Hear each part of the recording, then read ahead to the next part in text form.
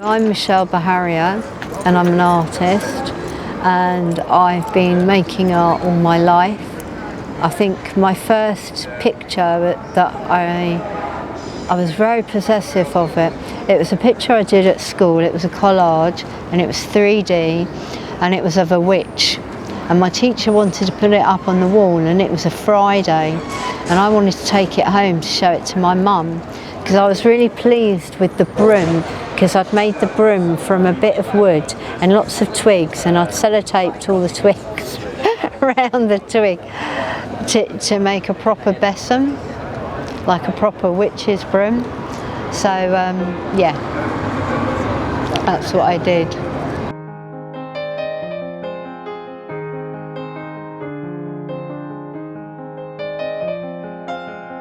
We're here in Nolia's gallery in Great Suffolk Street in London, the United Kingdom, and I'm here to talk about my pictures. So I'm going to start with the two pictures behind me, which are called Don't Take My Breath Away. And for those of you who know, we've just been through a pandemic, so the date today is the 18th of May 2022. And these paintings started off as a drawing when my partner contracted coronavirus, which was in March 2020. And that's before anything was known about it, really, before there were any vaccines or anything else. And he had blood clots in his lungs. He didn't have any other underlying condition. He walked 6 miles a day to work, so he was incredibly fit. So the fact that he became really unwell and I didn't was quite shocking to me, because of all the information about COVID and Corona. And I made these work in response to that, because Corona is all about breathing, and it's all about our lungs, and our heart pumps the blood, and he had this pulmonary embolisms, which are blood clots in the lungs, which were caused by the COVID, and there's a sticky blood that gets caused by the COVID. So about how strong our hearts have got to be to pump all this around and break it up. And also our lungs to breathe in and out the air. And the transmission of COVID is through your breath. And the fact that you could breathe on someone, and if you had the virus, somebody might die, is quite shocking. So that's the rationale behind Don't Take My Breath Away. But in the painting, I've used glitter. One of my friends is a school teacher, and in the school where she was teaching, they were told to demonstrate to children by throwing glitter around to show them how far your breath can spread when you talk or do anything, actually. And not only is throwing glitter around not very environmentally friendly, but kind of it sort of inspired me to think about how could I show breath in a painting. So I've used glitter to show the breath. Can I Hold It Together was one of my paintings from my COVID Diaries series, and it was basically around how do we process all this information to do with the pandemic, this new disease, and everything that goes with that. And I think lots of people have these moments where it's like, oh my God, what's going on? And not coping. And this is another one called Am I Still Waiting? Because I had to dial 111 quite a lot to try and get information from my partner, and when should we call an ambulance, and they were useless. But you'd be, you are held in a queue, we know you are waiting, and it would really do your head in. So I painted Fred, and Fred is an imaginary person, but Fred just kind of came out of me. A lot of my work's quite intuitive, actually, and that's how Fred happened. And then these two paintings here are of a woman called Jess Thorne, who runs an organisation called Tourette's Hero, and she's also a playwright and a theatre person and a fantastic creative person who lives in Peckham, which is just down the road from me. And when my partner was ill, I couldn't do shopping. I've got an injury in my spine and I can't lift things. And I live on the 4th floor without any steps. And she set up this fantastic support around other disabled people using her PAs and her van, and they would go and do the shopping and get my cat food, which I couldn't carry up the stairs, which was a lifesaver and fantastic. She's got Tourette's, and these are the words that she comes out with most commonly, like biscuit and cats and hedgehog. And I wanted to add that into the mix of the paintings about her. And be able to say thank you for the support and things that disabled people needed that the government weren't doing and should have done. Here is a self-portrait, but I've called it Portrait of the Unknown Artist.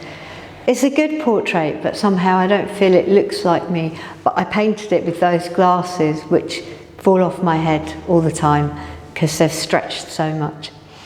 And painting with glasses is a new thing for me and quite annoying. Then this is a painting called One of Those Days. We all have one of those days. This is actually a print of that painting.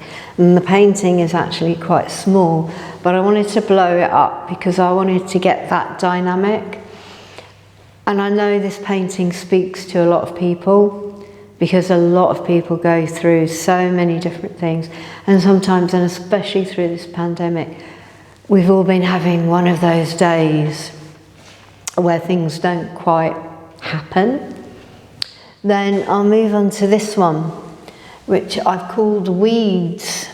And I've called Weeds because the pandemic brought about an issue about being in nature for a lot of people, because the only thing you could do is go out for a walk, and you were allowed an hour's exercise a day on your walk. And of course that was very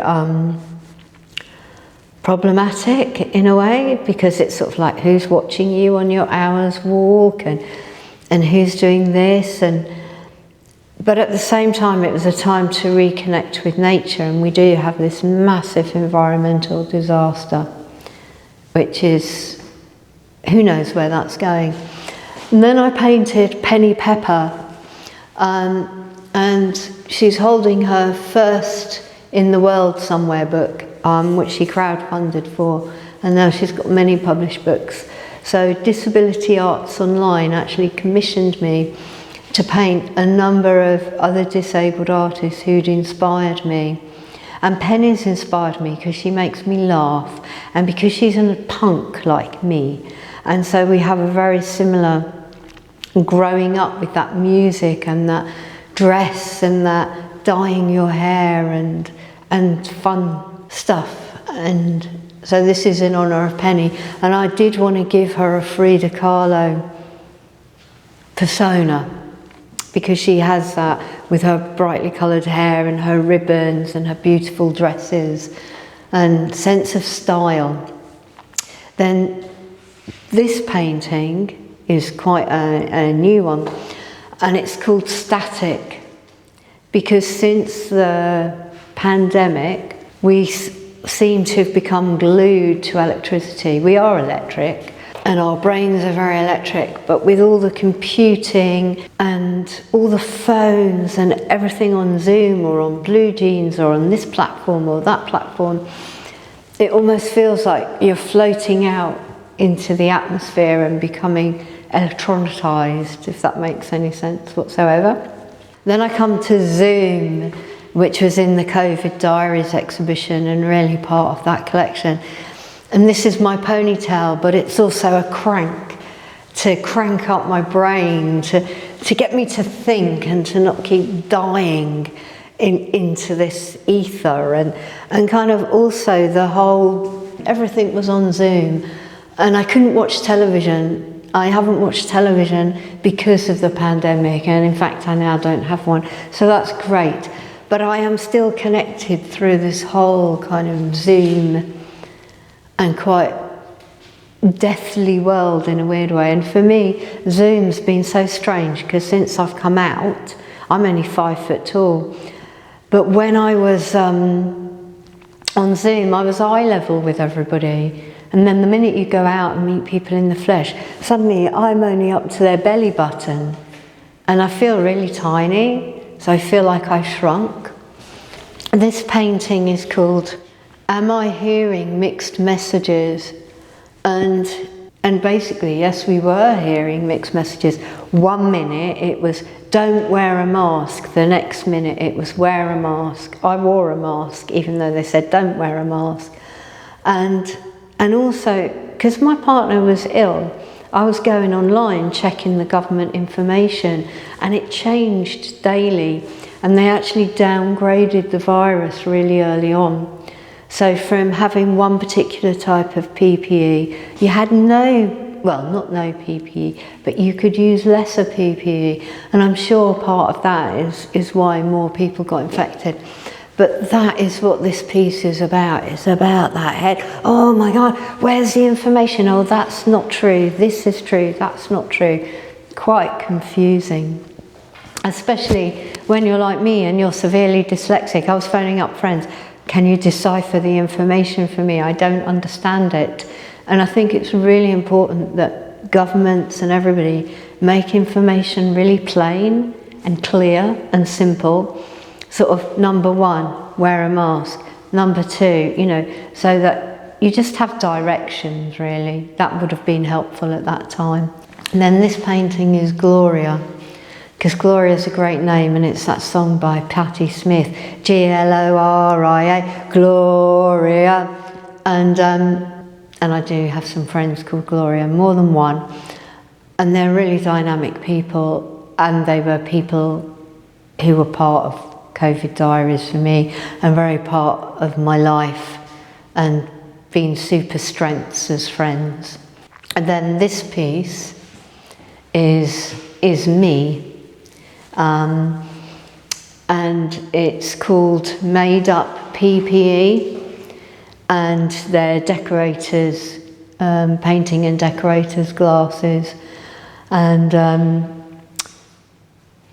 I was putting carrier bags on my head and wearing bin liners and marigolds, and I had to use scarves. I didn't have any masks when I take my partner food into the bedroom. And to cheer myself up, I kind of needed to make things humorous as well as serious. I needed to have a laugh. So I kind of started making paintings about being this little creature, making up the PPE. Really, while going quietly bonkers. And this piece, if one pops, we all go. So in this painting here, we've got some balloons, and the balloons are masked. And we've also got people with walking sticks, because the government kept putting all this focus on, oh, you'll only get it if you're vulnerable. It'll only happen if you're vulnerable, as if vulnerable people don't count. Which is pretty shocking, because you might be the vulnerable person, and what a horrible thing, what a horrendous thing to say. Here are the balloons that are masked, and if one pops, we all get it. So the air in the balloon would carry the virus, and also there's lots of people who think it's a conspiracy. And there were people who thought that at night, I remember someone sent me a WhatsApp saying, close your windows tonight, they're spraying from aeroplanes in the air. And it's kind of like, you have to think, no, that's not real, that's not happening. But at the same time, now we've moved to a different time, and now we've got this war on Europe's doorstep, but we've always had wars going on. There's a war in Yemen, there's a war in Syria, that have all been going on before. And the balloons have been popping. And war, in terms of climate change, when we really need to sort out climate change, is incredibly worrying and really frightening. But I think that painting also encompasses that before even I really knew about it. And the paintings kind of come to me quite intuitively, and I wanted to kind of make death more colourful, so I did. I used the Day of the Dead type iconography to bring that out. And then this painting here, that's called One More Selfie, you know, it's like part of the time I did become obsessed with taking selfies on a daily basis, to kind of again think about how do you cheer yourself up, how do you create things. And in a way, I don't know what loopy-loo is, or loopy-loo is a thing in my head. There's probably no such thing as loopy-loo, but that's kind of the best way for me to describe that painting.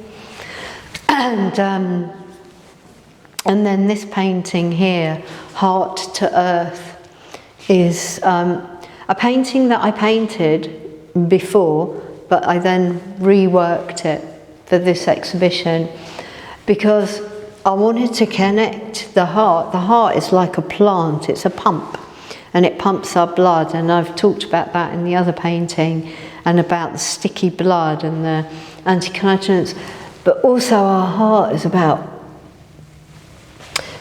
you know, when you look at anatomical pictures of the heart, it's almost like roots from a tree, and there's something really beautiful about that, and something really just magic, and this clinging on bit. And I wanted to also try and make it much more three-dimensional, and it took me quite a long time to work with this to get that to come out like the heart does, because it's a real shape.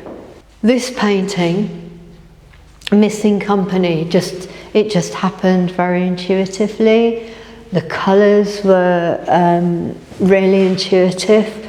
They just blended together to give me this really magical mix, which I was really, really pleased with. And it works. I think it has that slight malaise and melancholia when people look at it.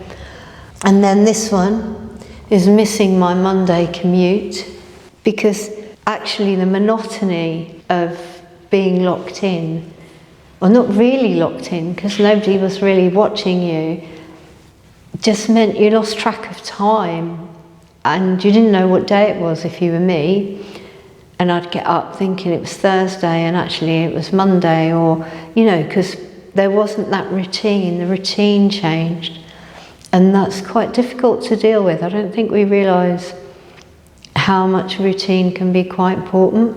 And then this picture here comes from Albrecht Dürer, called The Old Woman with a Purse, or sometimes it's called A Money Bag. Anyway, his old woman doesn't look anything like my old woman, because his old woman doesn't have any teeth. And it's an allegory of some story about money and about getting old and having accrued money, although we know lots of people don't accrue money. But his old woman, she doesn't have any teeth. And the thing is, obviously now we can have implants if you've got money. And a lot of people do end up with no teeth, but if you've got money, get your implants. You know, and it's kind of, I wanted to play with that sort of how things have changed, actually, how getting older has changed. It's a different world now, isn't it? So we'll move on from her to this person who is Florent, and he's a colour walker. So every third Thursday of the month, not this month, I usually go on a colour walk. So I wear lots of colourful clothes, and a woman called Susie set it up, and he organises it, and it's beautiful. It's just all these people in really colourful clothes turning up to Spitalfields Market, and it's fun, and it happened before lockdown, but it's something I've been going back to since we're now out of lockdown. These are my newest paintings, probably, and they're the cats. I painted one of my cats, which is now print, because I sold the painting. And that's my cat Tiddles.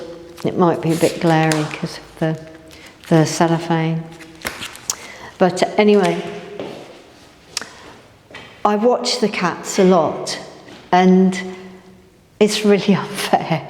The cats sleep all day, and then they bounce around, and without having to do any exercise, they suddenly get into these fantastic yoga poses and sort of look at you And so I wanted to try and capture that, and I also wanted to capture, I love the texture of cats' paws, and so I wanted to get some of that and some of that life into this, and how the cats have been really important to me in helping me stay okay, because a lot of things don't really enter their consciousness, that we know anyway.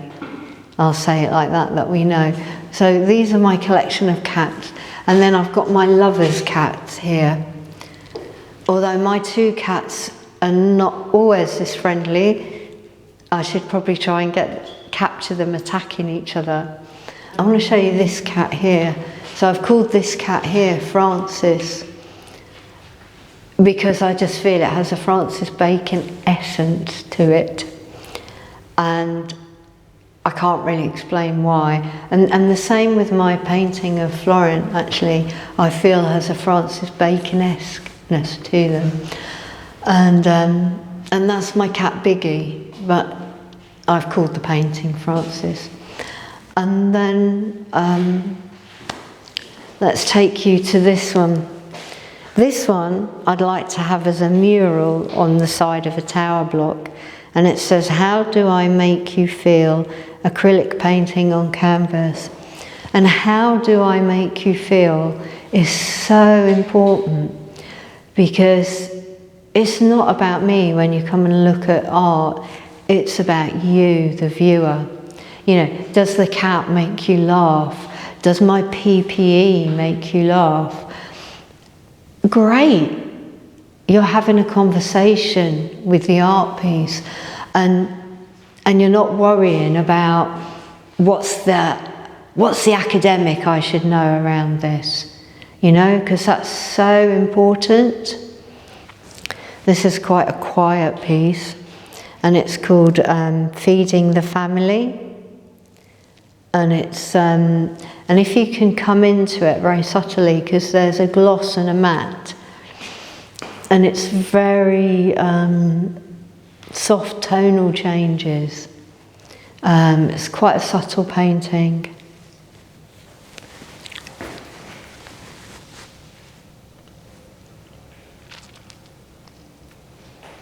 It is called Heart to Heart, because the hearts were so iconic to me because of the blood clots and the sticky blood and that whole thing, that this pumping machine, this is what makes us work. It isn't necessarily where our emotions are held, but it's what really makes us vibrant and out there and getting up and going.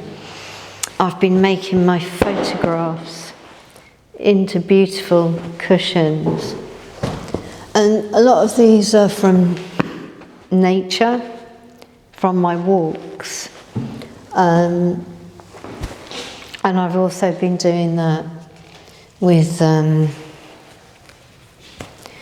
tea towels.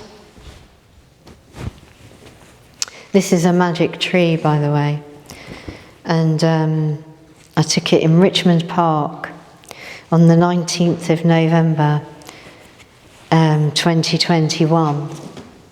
I also ran a whole project on buses, which the Arts Council funded. And this is a bus on New Year's Day 2021. And but things like that you can come and see.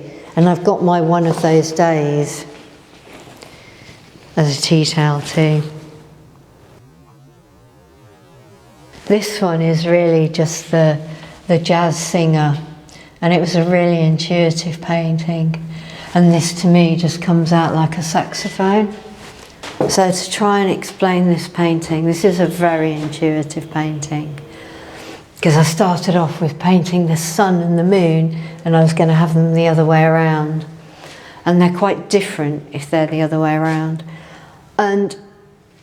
And the sun feeds the earth, and the grass grows, and we get all our food. But we're too busy having wars and and causing death and having blood, and everything's out of control. And the moon also feeds the earth, and somehow we need to follow the cat that you can just about see there. It's difficult for me to talk about this painting. Somebody who came to the private view actually was so touched by this painting. They're doing a shamanic course that it actually made them cry because they really got it. And I think when I say come in, and if something makes you laugh, laugh, and if something makes you cry, cry, that's the conversation you're having with the work, not with me, and that's great. And I've gone back to another piece here, Missing Mondays and Fridays, What's My Name, where you just get to the stage where you just don't remember your name because you're just in this malaise, really, which is quite confusing. And this one is Keep Pumping, because that's what we need, and not in the gym, because it does sound a bit like an advert for the gym, doesn't it? And this one I've called it We Are All Queens and we reign over everything, because I was thinking about blue blood, and actually, you know, if you put your arm out, everybody's got blue blood, but the royals are the only people with blue blood. But all our veins are blue, and that's our blood. It's only red. It's like a shrimp or a prawn is transparent until you take it out of the water and cook it, which I didn't know until I once went and visited a farm. And then these are 2 digital drawings. This is Jammer, who comes to the colour walk, and he wears just amazing fluorescent suits, everything suits. He's just amazing. And then this is how the painting of Florence started. So actually there was this, there's this group called Sketch something or other in Spitalfields, and they advertised for people to do drawings of people from the colour walk. So these are the ones that I did. This is from the COVID diaries. And yeah, when you go a bit stir crazy, you become a bit of a stir fry, really. I was thinking about that. This is a portrait of Vladimir Zelensky, who, I don't know, he's become my silent hero. So I hope I then don't find out loads of corrupt stuff about him. He went into power in Ukraine without knowing that he was going to end up in this war. And talk about learning on the job from being an actor. It must be quite something.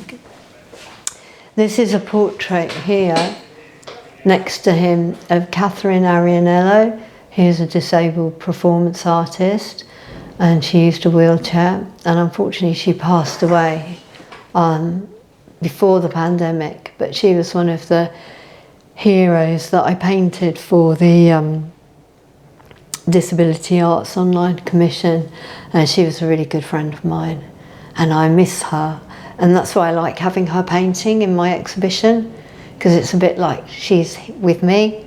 These 2 paintings are called Portrait of Europe with a Cat. So the Ukrainian flag, which obviously gives you a real sense of seaside and beach, and then obviously I've used a really subtle red in it to just indicate the blood being spilled. But the reason why it's got a cat is because I went to Ukraine in 2009 and did couch surfing, where I stayed with Ukrainian people. And the friend of mine, I gave her a book that I made. It's an art book that I made. And when she left her flat in Kiev, she took with her as a prized possession the book I gave her, which blew my mind away, because when I asked her about her cat, she'd left her cat with her dad. You know, and obviously if you're leaving a war zone, taking an animal can probably be really difficult. And also leaving behind your dad. You've been able to bring your mum and your children and your husband, and she's a disabled woman, but not your father and your animals, and your father stayed behind with the animals. So I just wanted to paint what that emotion feels like to me. That's probably the best way to explain it. Moving on is Yellow Eyes. And I'll just leave that to your own interpretation. And then this next one here is called Fractured. Because at times everything feels quite fractured and unsure, and what piece is moving into what piece, and we're cracking up a little bit. Then there's a small self-portrait in the corner there, which you can get to. And then next to that is this piece called To Wear or Not to Wear. And I really like that as a question, because people don't really know whether to wear a mask or not to wear a mask. And the virus is still with us, but I painted that as part of COVID diaries, because even before then, with all the conspiracy theorists and everything else, people didn't know whether to wear a mask or not to wear a mask. And it's all very confusing, so it goes back to the mixed messages painting. So the top one's Penny Pepper again. And then the one underneath her is a portrait of Baroness Jane Campbell of Surbiton.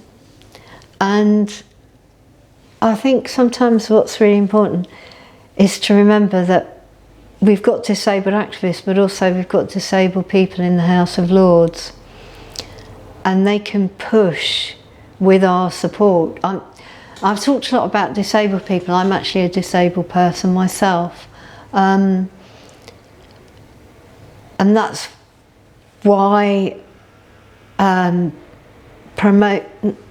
promoting sounds weird, but why trying to push disability into the wider sphere is so important, because we're a missed group of people, and during the pandemic we've been treated appallingly, you know, and that's been really scary, how lots of our human rights almost seem to have sunk during the pandemic. So it's just something I wanted to put into the conversation. We've got John Pring, who runs Disability News Service. So he was another one of the people I painted, and he's actually highlighted a lot of the deaths of disabled people through to fault in the DWP and changes in benefits. There's a small portrait too of Liz Carr, and Liz Carr's got that t-shirt that says "Piss on Charity," and now she's won an Oscar, and she's an actress, and really inspiring that she's really pushed so many barriers and everything for disabled people's rights. And then here is the print of Tiddles, my cat. And then next to Tiddles, we've got two more paintings that are in the windows. So this is quite often I paint smaller paintings before I paint big ones. And this is the PPE, made up PPE painting, which is also on the flyer of my exhibition.